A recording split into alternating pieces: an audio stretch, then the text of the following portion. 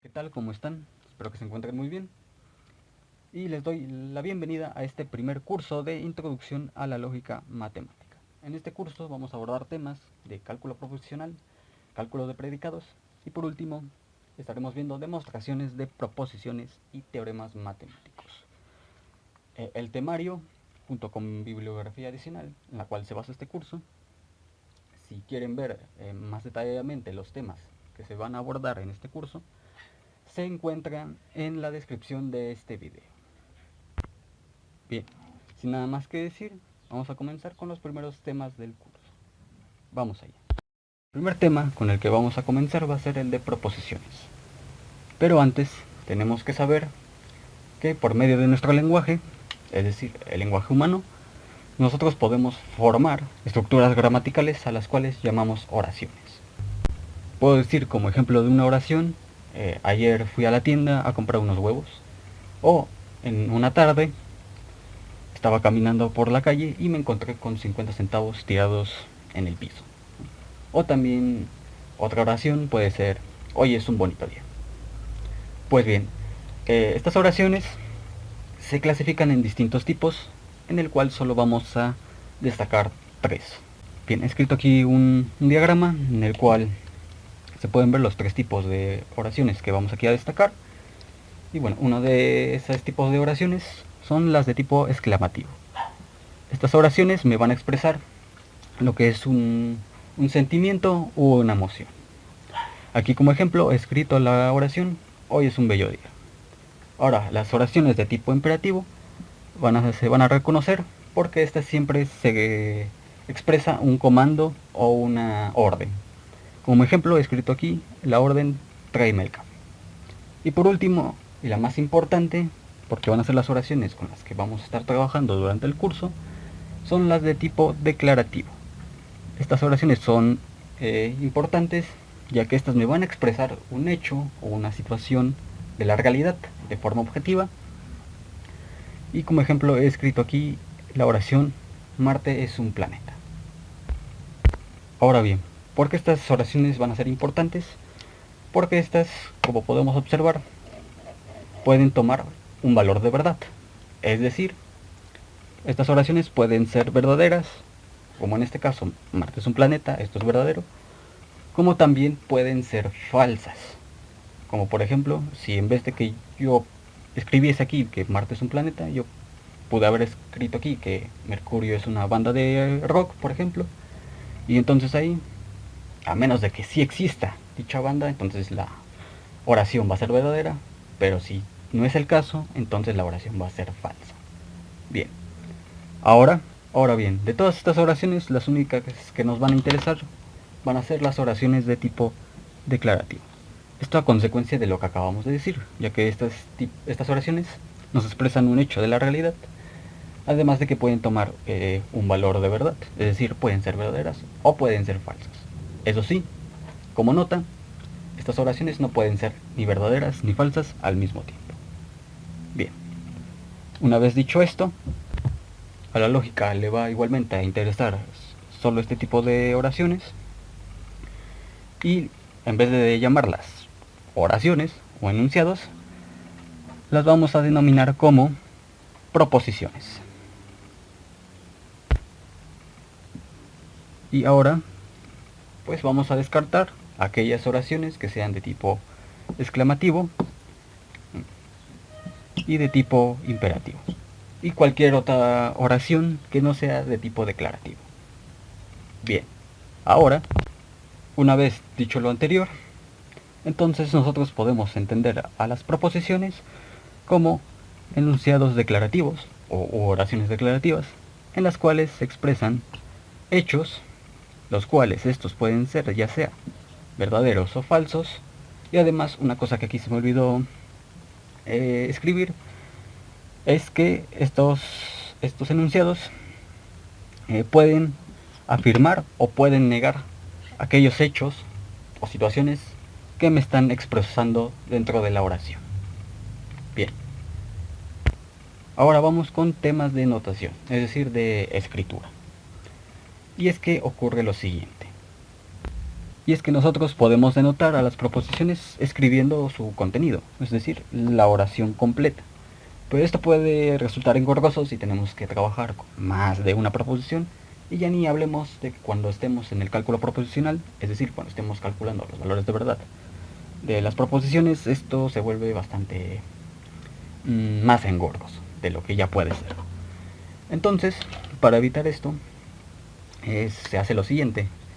De una manera bastante informal, el contenido de esta oración, digamos que la vamos a meter en una cajita. Y esta cajita la vamos a ponerle un nombre. Por ejemplo, le voy a poner sencillamente como P. ¿Ok? Pues bueno. Ahora, si yo me quiero referir a mi proposición, solamente tengo que escribir el nombre de esta cajita, que pues, es, en este caso, P. Ahora bien, lo que estamos haciendo aquí en realidad es que estamos simbolizando las proposiciones. Es decir, que estamos asignando un símbolo a las proposiciones que me digan lo que sea, que tengan la oración cualquiera. Y de esta forma me evito de estar escribiendo la oración completa. Además de que se va a entender que lo que estoy aquí denotando es una proposición. Ahora bien, por convención, las proposiciones se suelen simbolizar empezando por la letra P del alfabeto latino. Ahora, si yo tuviese otras proposiciones, como he escrito aquí, como lo son hoy es lunes o las palomas vuelan, pues sencillamente tengo que escribir la letra siguiente del alfabeto latino. Es decir, que si yo tengo aquí mi proposición P, que es el perro tiene 4 patas, y yo tengo aquí otra proposición que me está diciendo que hoy es lunes, lo cual notemos que ambas proposiciones son diferentes, ya que tienen diferente contenido. Entonces, pues bueno, la siguiente proposición yo la voy a denotar como Q. Y ahora, si yo tengo otra proposición, ok, esta Q se ve horrible, una disculpa por eso. Esta la voy a denotar como Q. Y ahora, si tuviese otra proposición, que claramente cuyo contenido es diferente a estas dos, pues la voy a denotar como R, o simbolizar como R. Y así de forma sucesiva. Entonces, pues bueno, de esta forma va a ser más sencillo trabajar con las proposiciones a la hora de que estemos haciendo los cálculos de verdad y todo eso. Entonces, pues bueno, ahora las proposiciones que solamente tienen una oración las vamos a llamar como proposiciones simples. ¿Y por qué digo esto? Porque no es común que las proposiciones vengan así sueltas, digamos, de alguna manera, sino que es común que las proposiciones vengan con más de una oración. Bien, en estos ejemplos que acabo de escribir, podemos observar que hay más de una oración implicada. Por ejemplo, aquí tenemos la oración Mercurio es un planeta, y tenemos la oración el mercurio es un elemento químico. Lo mismo ocurre aquí. Tenemos la oración en verano hace frío o en verano hace calor, solo que aquí, bueno, lo he escrito de forma corta. Y por último, tenemos si llueve, la oración si llueve, entonces me mojaré. Bien, claro que como estas oraciones son de tipo declarativo, por lo tanto, estas las voy a tomar como proposiciones, que claro, puedo simbolizar. Por ejemplo, esta le puedo poner P y esta le puedo poner Q. A esta, como tiene contenido distinto a las otras, pues la puedo denotar como QR. Dios. Y esta otra que me dice que hace frío, que obviamente es distinta, la puedo denotar como S. Esta de abajito, voy a levantar un poco esto. Esta de abajito la puedo denotar como T. Y por último, esta última la puedo denotar como U. De tal manera que yo voy a obtener lo siguiente. Bien, ya tengo aquí lo que son las proposiciones que marqué simbolizadas. Y bueno, si nosotros queremos escribirlas como estaban anteriormente, nos va a quedar lo siguiente. Con P y Q habíamos dicho que Mercurio es un planeta y el mercurio es un elemento químico. Entonces, esto va a quedar como P y Q. Ahora con R y S. Habíamos tenido que en verano hace frío y en verano hace calor. Por lo tanto, esto va a quedar como R o S. Y por último con T y U. Habíamos tenido que esto era, si llueve, entonces me mojaré. Y entonces esto va a quedar como T, entonces U. Ahora, a estas proposiciones que tengan más de una proposición, u oración, mejor dicho, las vamos a llamar como proposiciones compuestas. Ahora bien, vamos a fijarnos en estas palabritas. Es decir, ahí, ao y entonces. Vamos a fijarnos que estas palabritas me están uniendo las dos proposiciones que denoté anteriormente. Entonces, al hacer eso, a estas palabritas las vamos a considerar y las vamos a llamar como conectivas lógicas.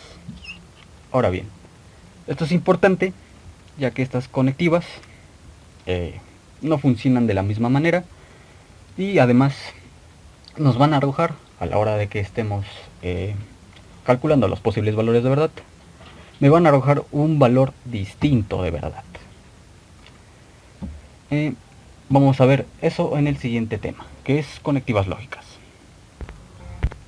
Bien, como habíamos mostrado anteriormente, puede ocurrir que las proposiciones vengan conectadas por las siguientes palabritas o conectores lógicos, que es P y Q, P o Q, o P, entonces Q, siendo claramente P y Q proposiciones simples cuyo contenido puede ser cualquiera, o sea, puede ser cualquier oración, obviamente declarativa, y pues bueno, no me interesa que el contenido realmente, solo me interesa que sean dos proposiciones.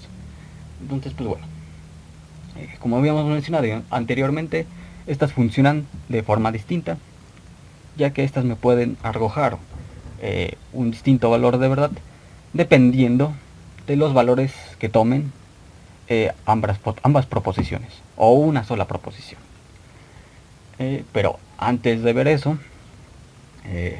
estos conectores también se simbolizan y tienen su respectivo nombre. Comenzando por la I. A esta I la vamos a llamar como conjunción. A la O la vamos a llamar como disyunción y al entonces lo vamos a llamar como condicional. Y estas las vamos a denotar simbólicamente. A la I la vamos a denotar como con esta flechita hacia arriba. A la O la vamos a denotar como con esta flechita hacia abajo. Y al entonces lo vamos a denotar con esta flechita hacia la derecha. Bien, por lo que escribiendo estas proposiciones compuestas de forma simbolizada, la conjunción nos quedaría como P y Q, la disyunción como P o Q y la condicional como P, entonces Q. Bien, ahora, como había mencionado anteriormente, estas funcionan de forma distinta. Me van a arrojar un valor de verdad distinto dependiendo de los valores que tengan las proposiciones simples. Entonces, vamos a ver eso. Veamos. Con respecto a la conjunción, yo voy a tener que, si ambas proposiciones son verdaderas, es decir, toman el valor de verdad verdadero, entonces la proposición compuesta por la conjunción va a ser verdadera. En caso contrario, si resulta que una de las dos proposiciones o ambas son falsas, lo que va a ocurrir es que la proposición compuesta por la conjunción va a ser falsa.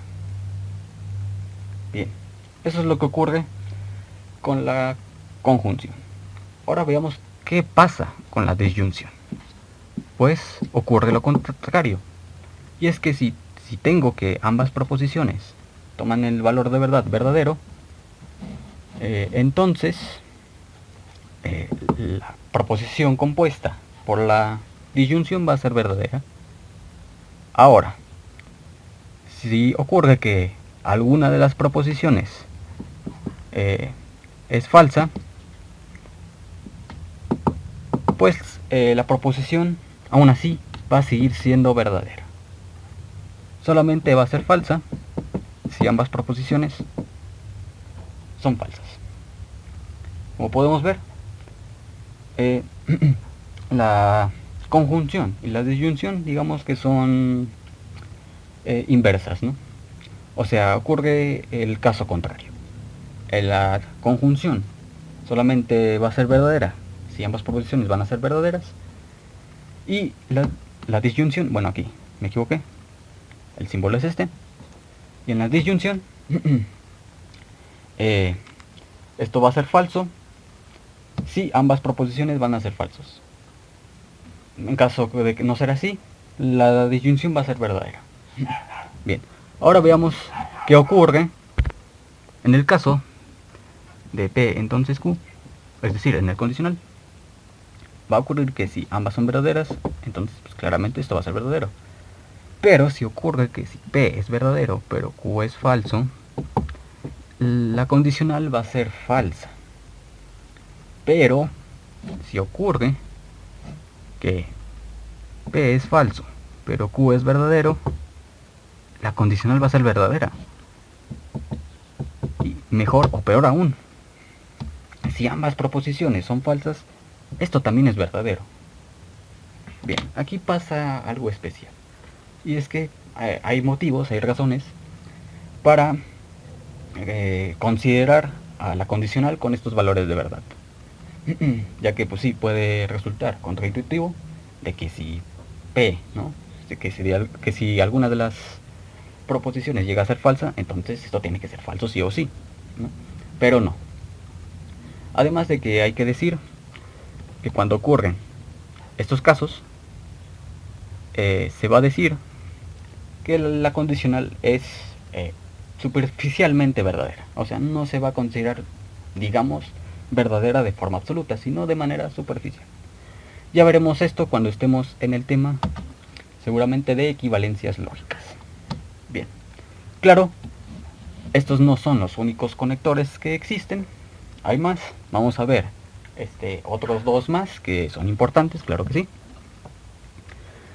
Ya veremos esto cuando estemos en el tema, seguramente, de equivalencias lógicas. Bien, claro, estos no son los únicos conectores que existen. Hay más. Vamos a ver otros dos más que son importantes, claro que sí. Y todos estos serían las conectivas o conectores. Bien, como decía, pero por el corte. Claro, estas no van a ser las únicas conectivas que existen. Hay muchísimos más. Pero solamente vamos a ver 5 que van a ser las fundamentales dentro de la lógica proposicional o cálculo proposicional. Entonces vamos a ver las dos últimas que nos faltan.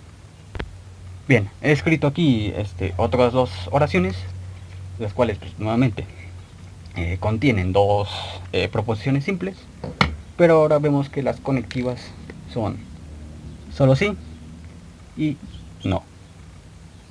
Bien, las oraciones que contengan la conectiva solo sí se van a simbolizar de la siguiente forma. Tenemos aquí lo que es la proposición P y aquí la proposición Q, y aquí vamos a tener la proposición R, que es toda esta. Bien, entonces pues bueno, yo a esto lo puedo simbolizar de la siguiente manera. A las proposiciones que contengan el conector sí, solo sí o solo sí se simbolizan poniendo una doble flecha.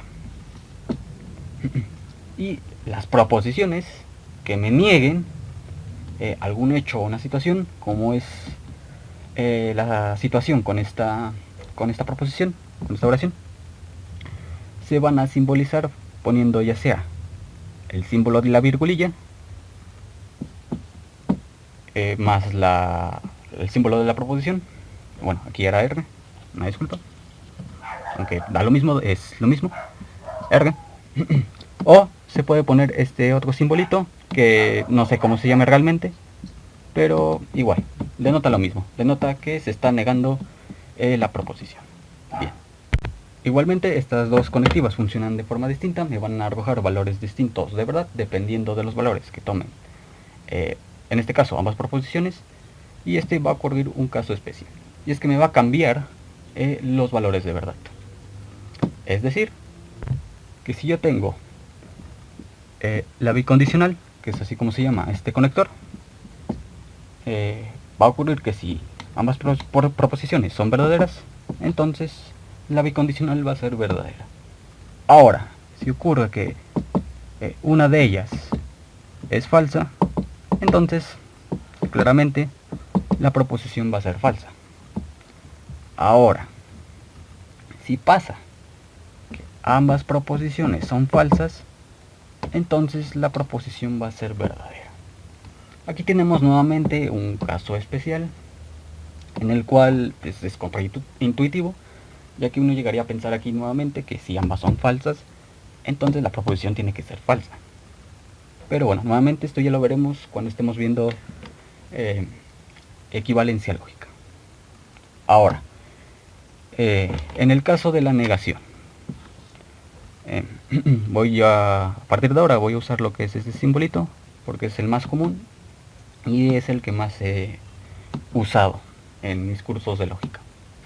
Entonces, bueno, lo que ocurre ahora con la negación es que si, por ejemplo, yo tengo P, en donde P es claramente una proposición cuyos valores de verdad solamente son dos, es decir, P puede ser verdadero o P puede ser falso, entonces va a ocurrir que si nosotros negamos a P, estos valores de verdad se van a intercambiar.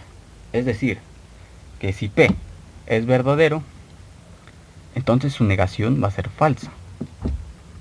Pero si la proposición era falsa desde un inicio, entonces su negación va a ser verdadero. Bien. Entonces, estas son las famosas conectivas lógicas, en las cuales, como se pueden observar, van a ser bastante importantes a la hora de que estemos calculando los posibles valores de verdad de proposiciones más grandes. Tenemos el siguiente ejemplo, el cual dice así: si saco 7 en este examen, entonces aprobaré el curso y no tendré que recursar la materia o tener que hacer examen extra. Bien, aquí podemos observar que tenemos varias proposiciones simples, las cuales voy a marcar en este momento. Esta es una proposición simple, la cual voy a denotar como P. Aquí tenemos otra, la cual, una disculpa por el sonido, la cual voy a denotar como Q. Aquí tengo otra, la cual voy a denotar como R. Y la última la voy a denotar como S. Bien, ya tengo identificadas mis proposiciones. Ahora, también vamos a notar que tenemos varios conectores. En este caso,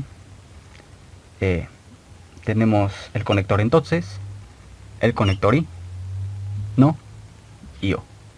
Es decir, tenemos aquí un condicional, tenemos aquí una conjunción, una negación y una disyunción.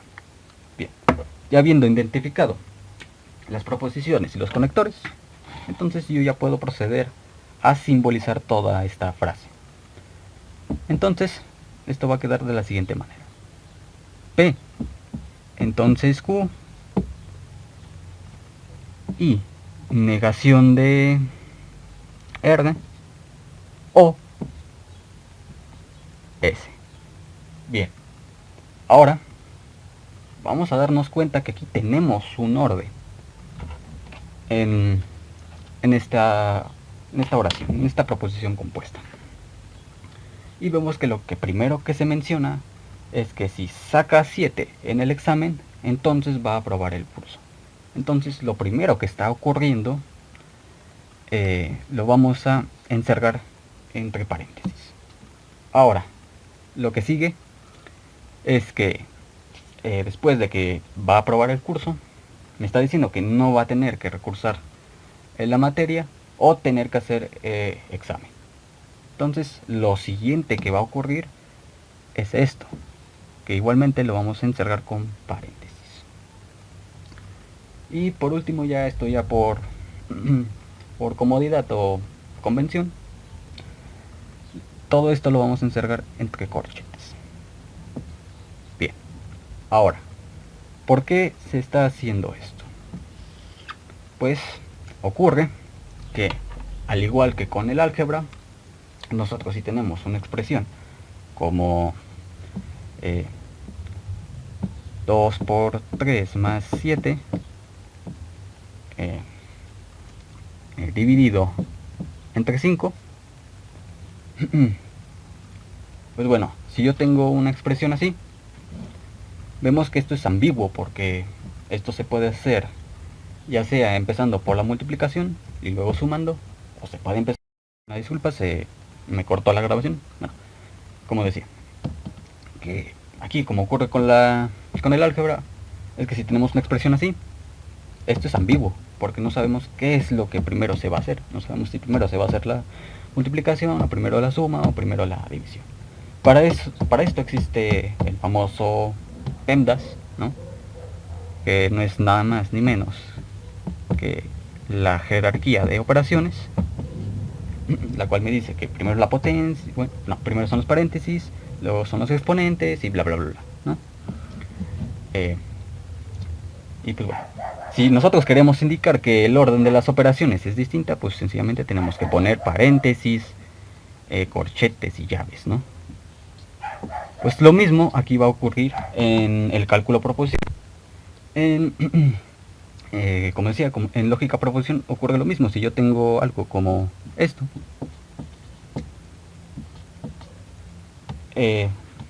la proposición compuesta es ambigua. No sabemos si lo que primero se va a evaluar va a ser el entonces, o lo primero que se va a evaluar es el o. Entonces, si nosotros queremos indicar un orden, hay que poner paréntesis. Y también se pueden usar corchetes y llaves. ¿Ok? Igualmente, existe una jerarquía que vamos a ver en el próximo video. Y pues bueno, con esto sería todo. Gracias por ver el video.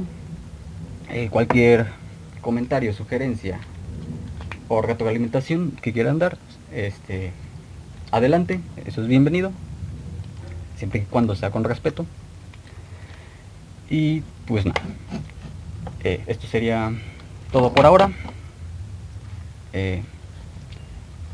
Antes de despedir este video, les quiero decir que gracias por ver el video y gracias también por darle una oportunidad a este pequeño y humilde canal, en donde se van a estar subiendo cursos de matemáticas de nivel preuniversitario, de nivel preuniversitario a un nivel universitario. Y bueno, este cursillo va a ser más que nada la introducción a los demás videos y cursos que se vayan a subir a este canal, ya que lo que se va a ver aquí serán matemáticas formales, es decir, matemáticas teóricas, más teóricas que prácticas, aunque claro, como pueden observar, también vamos a ver ejemplos y demás, ¿no? O sea, vamos a ver cosas prácticas. Entonces, pues nada,